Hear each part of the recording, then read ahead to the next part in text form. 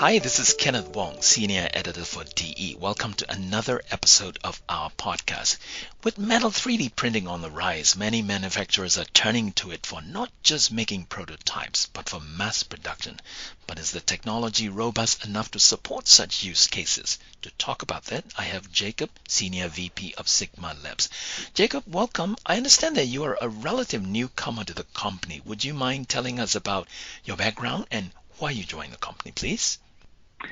Certainly. So I've been in and around the space of powder metallurgy and some of the joining technologies since I came out of school with a materials engineering degree. Most recently, prior to Sigma Labs, I was with General Electric and their 3D printing group, running their P&L for binder jet technology. And prior worked heavily on the commercial side for both their laser and electron beam technology as well. So as I got to know Sigma Labs, the people and the technology is really what drove me to the group, and I'm excited to be a part of the team that is focused on setting the quality standard for additive manufacturing today. If you're using metal printing to make a prototype, of course, the problem is not that big. If a print job fails, you just print a new prototype. But can it support the kind of usages where you want to be able to print tens of dozens of hundreds of possibly thousands of parts and make sure that all the parts that come out from a printer are of the same quality? The exciting part is that is a reality today for a number of users of the tech today, end users and large-scale companies. There are parts being produced in the thousands of parts a year across many different machines in large facilities today, from implants to jet engine and rocket components. The challenge being that that number of people, though, is not extremely high today. There are select groups of people who are at that space because there is a challenge. It takes incredible knowledge and a lot of experimental work today to understand windows of operation and where you need to be from a process rigor standpoint to get to that level of production. What kind of industry predominantly want to move in that direction? Automotive, aerospace, consumer goods?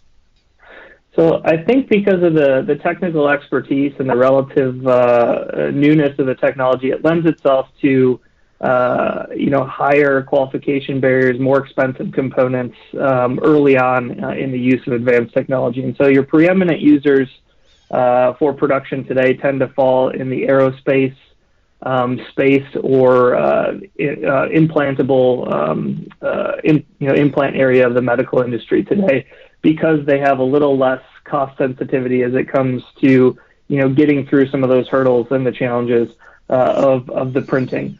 So where that is moving, though, are to areas that still have high-tech barriers but have lower cost thresholds. You mentioned the automotive industry as an example.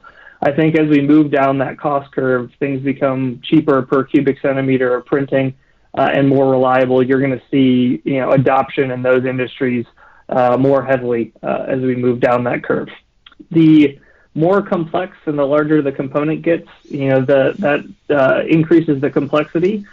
Which also could increase cost of the component based on that size, as well as as you look at qualification and consistency, the larger and more complex you get, the more challenging it gets. And I think you're starting to see the design limits and what the technology can enable really being pushed today, where you're seeing 300 parts being consolidated down into a single component.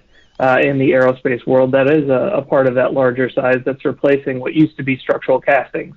People also use very complex kind of lattice structures with internal holes and loops and pores so that the product is a lot lighter. How is 3D metal printing 3D technology at handling that kind of complex, previously unattempted geometry? Yeah, that's a great question. The fun thing to see is it is really pushing boundaries today. So the complexity is, getting to levels that we've just never been able to accomplish in manufacturing. So a really common one, you mentioned the lattice structures. So there's certainly lightweighting. There's lattice structures and implantables for bone ingrowth. There's really complex heat exchangers with thin walls that are holding fluids in some cases. We're starting to see that continually push towards the extremes. And I think, with where we're at today already, as I mentioned before, traditional inspection technologies are actually having a harder time keeping up than maybe where the system is pushing things. So you're getting such small features inside of parts. How do you inspect those to make sure you've actually produced what you wanted and know that you got that out of the system? My understanding is that it takes actually relatively long time to qualify and certify a particular part. If that part is produced with a newer kind of technology, with new material, it might even take longer. So what are the challenges of trying to convince the regulatory authorities that, yes, this part is 3D printed, but it is safe to fly? Qualification is a term that gets thrown around a lot, qualified material, but it is a very serious thing, and that's why there, aren't, everyone in the world isn't producing flight critical hardware yet today. It's taken a lot of expertise, and I think where that is moving now is you're able to actually bring the process, material, part, and machine qualification all into real time in that processing.